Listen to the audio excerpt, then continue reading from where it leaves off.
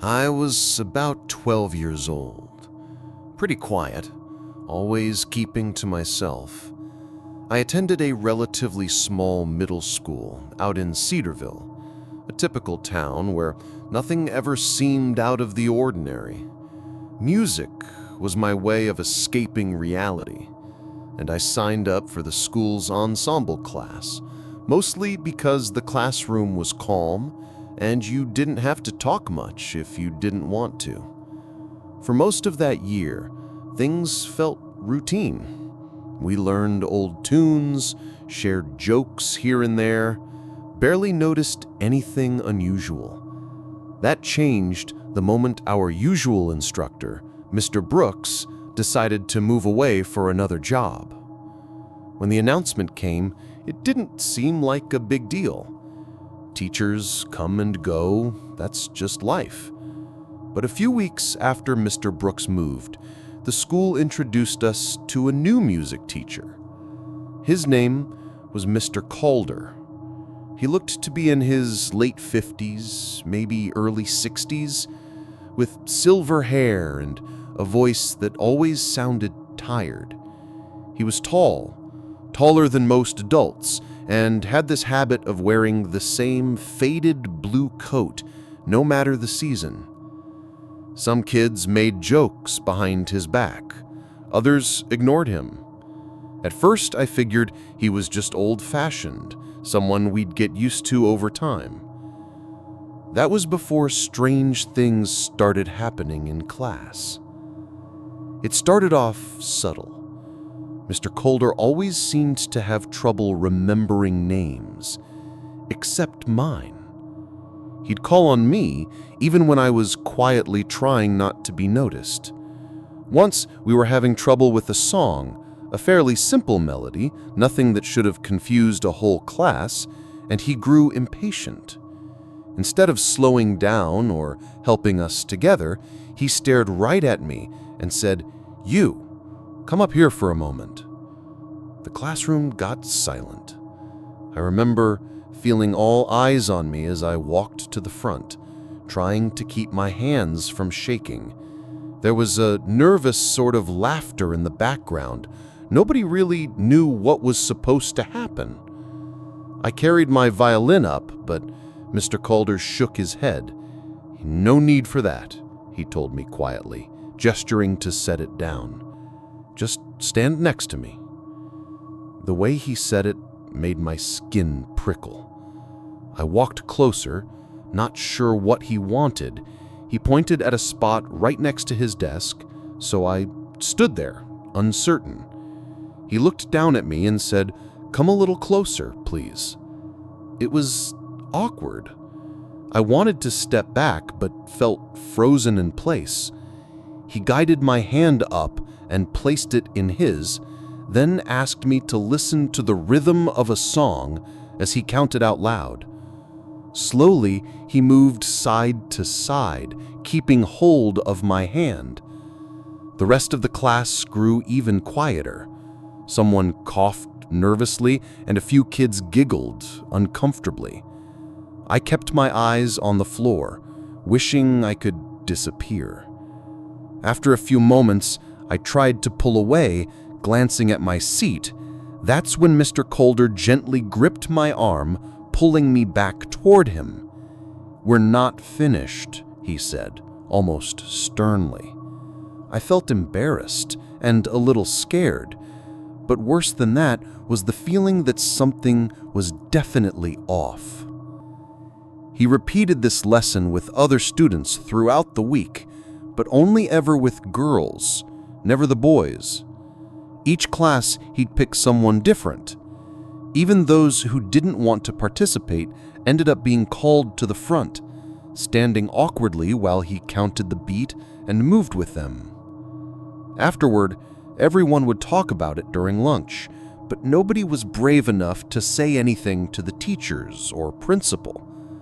For whatever reason, it felt like just another weird teacher thing, the kind you laugh about but never completely understand. But it didn't stop there. Soon, Mr. Calder started visiting the hallways more often, especially between classes. Whenever I'd run into him, he'd try to start a conversation, even if I only nodded and kept going. "How was your weekend?" he'd ask. Or, "Have you practiced your music at home lately?" I gave short answers, hoping he'd let me leave. But sometimes he'd stand too close and rest his hand on my shoulder while he talked.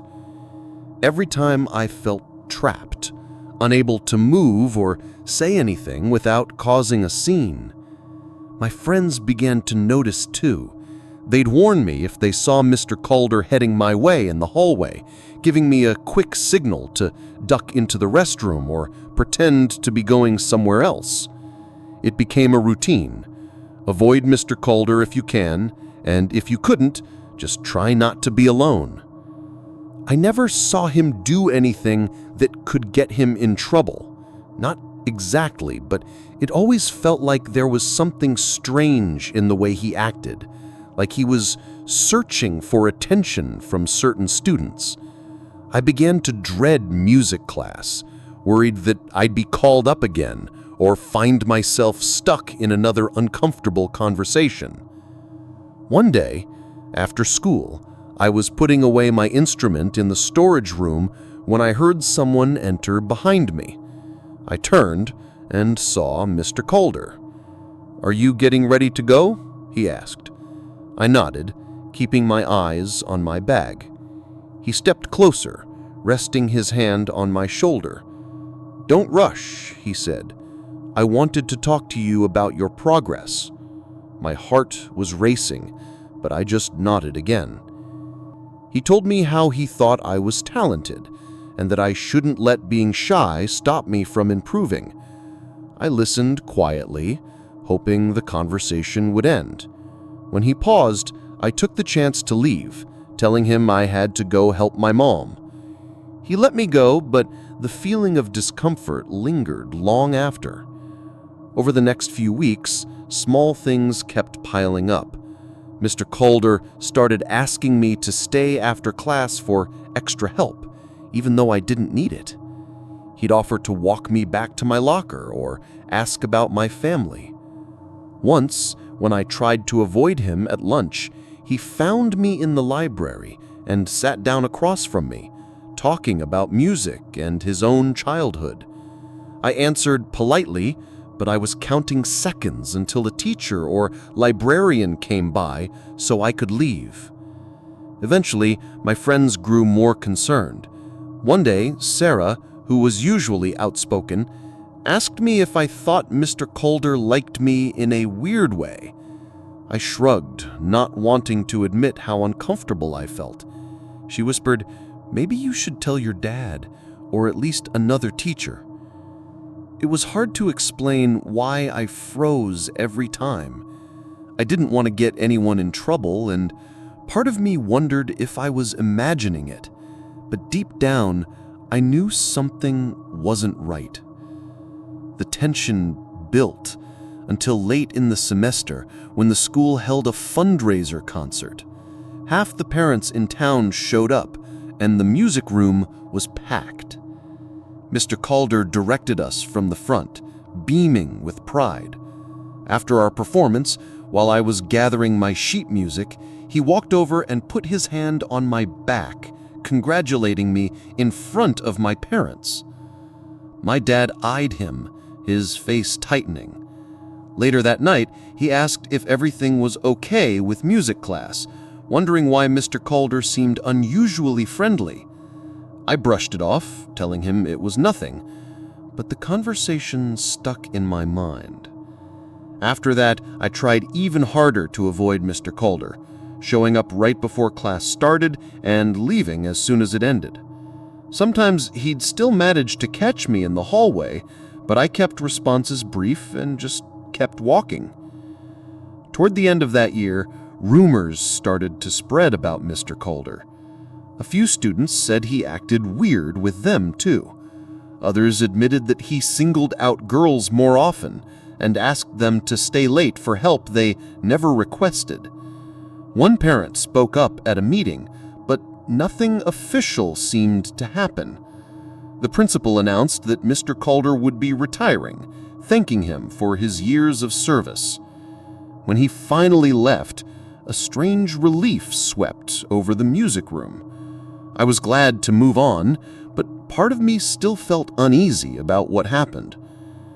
No one talked much about it after that. Teachers changed, classes came and went, but I carried the memories with me, the feeling of being watched, the awkward dances in front of classmates, the uncomfortable conversations that seemed to go nowhere. My family and I moved to a town called Pine Grove when I was about 10 years old. It's a quiet place, not too big, but not too small either. We lived on the edge of town, near fields and tall trees, in a nice house with lots of space to play outside. I had a little brother, and starting at a new school, Evergreen Elementary, felt both exciting and scary. My class was split into two smaller groups, and I had about 16 classmates. Life was mostly simple: school, recess, music, gym, and back home. One spring day, our gym teacher wasn't there. Instead, a substitute teacher was watching us. He was a man I didn't know before. When I first saw him, something felt wrong, though I couldn't explain why. He wore a long, heavy coat, old jeans, and gym shoes, which seemed weird because it was warm outside. His glasses looked old-fashioned, and his smile didn't reach his eyes. Even from a distance, my stomach twisted and my heart beat faster when I looked at him.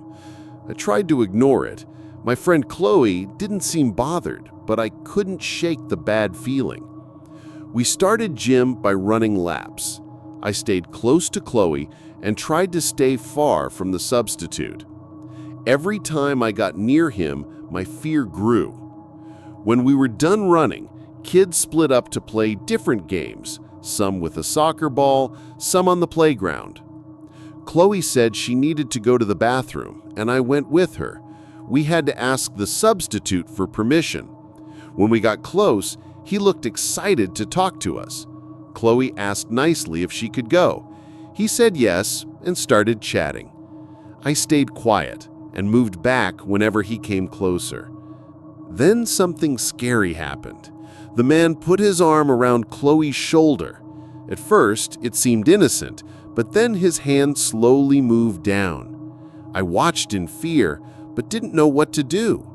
Chloe's eyes filled with tears, and she whispered that he had something hard pressed against her back. We looked at each other, both scared. We quickly walked away to the far side of the playground. Chloe started crying, and I tried to comfort her, even though I didn't really know what to say. After that, we saw the substitute move toward another girl named Maya. She was asking if she could get a lost ball. The man put his arm around her too, but she pushed him away and shouted, "Don't touch me!" For the rest of gym, Chloe and I stayed hidden near some trees, too afraid to be near him.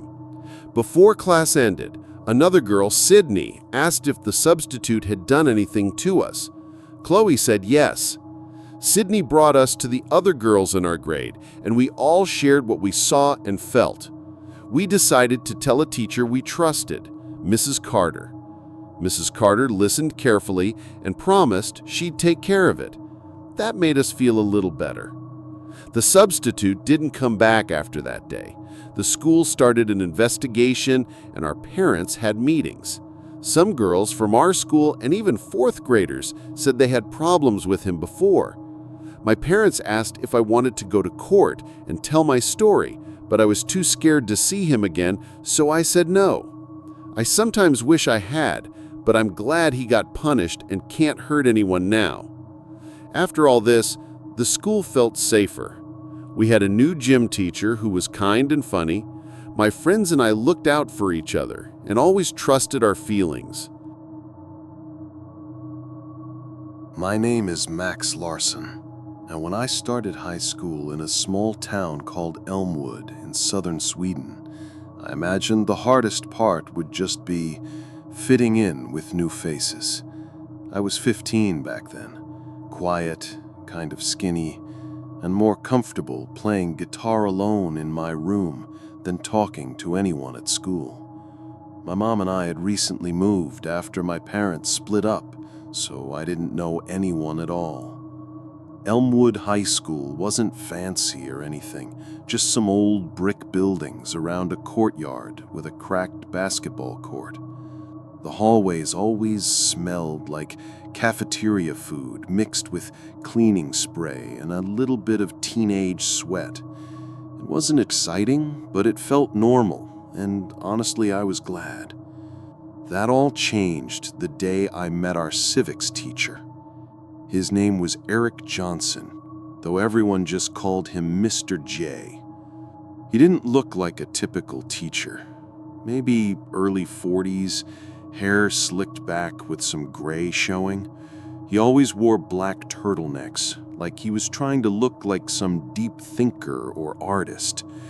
His smile never quite reached his eyes, and there was something about him that made me feel uncomfortable, even though I didn't want to admit it. Oddly enough, most of the students seemed to like him. He had this way of making you feel smarter than you were, laughing at your jokes, quoting famous philosophers, or casually name-dropping some underground bands like he was really cool. At first, I thought maybe I was just jealous. He looked confident and popular, and I was just the quiet kid in the back.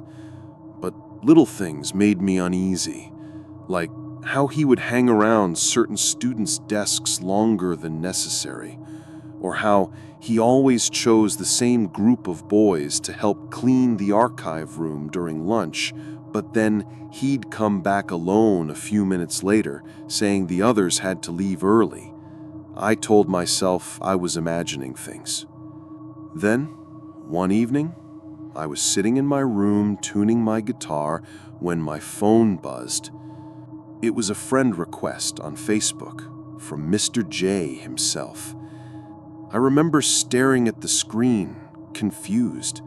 I barely talked to him in class. Why would he want to add me? I checked his profile and saw he was friends with a bunch of students from school.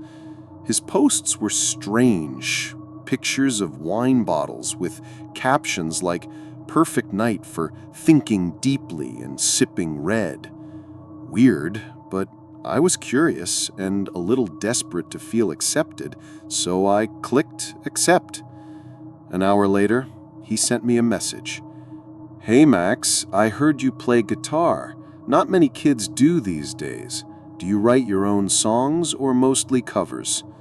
I wasn't sure how to answer, but I wrote back, "A little of both, trying to write more." "Awesome. I'd love to hear some sometime.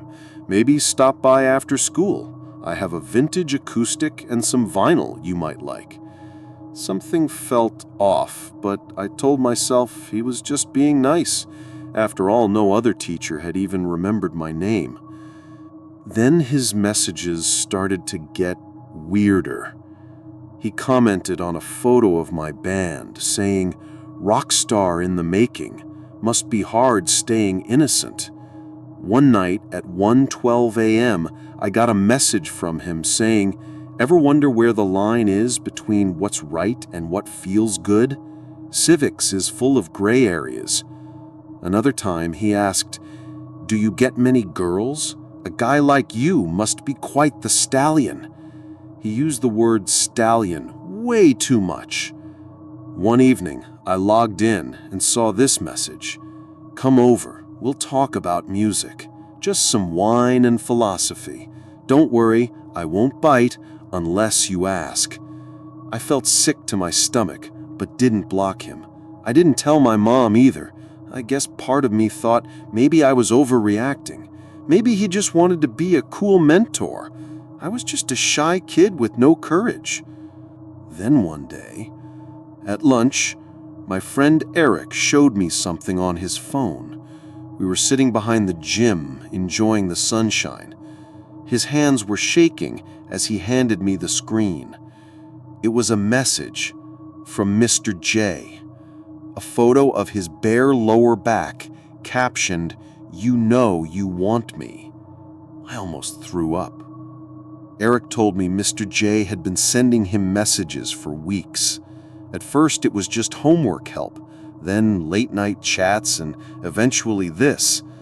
Together, we went to the school counselor, though it was one of the hardest things I've ever done. The school board tried to avoid getting involved. They said it was his personal behavior outside of class and wasn't their responsibility. But then, dozens of students came forward with screenshots of inappropriate messages. Over 30 students, boys mostly, some even younger than me. The school couldn't ignore it anymore. Mr. J was suspended from teaching, but he wasn't fired. The case went to court. He received community service, 6 months probation, and had to pay a fine to Eric. There was no jail time, and he wasn't put on any official register. His lawyer argued he was lonely, mentally unstable, and drunk during most of the messages.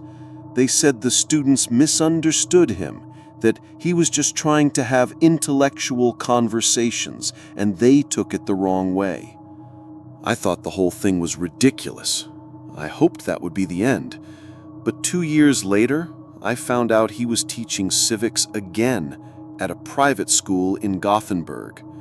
No one knew about what happened, no warning to teachers or parents. It was like a clean slate. When I saw his name on the staff page, I felt sick all over again. Same smirk, same black turtleneck, like nothing ever happened. Sometimes when I close my eyes, I still see his messages. I wonder what would have happened if I had gone to his house that night.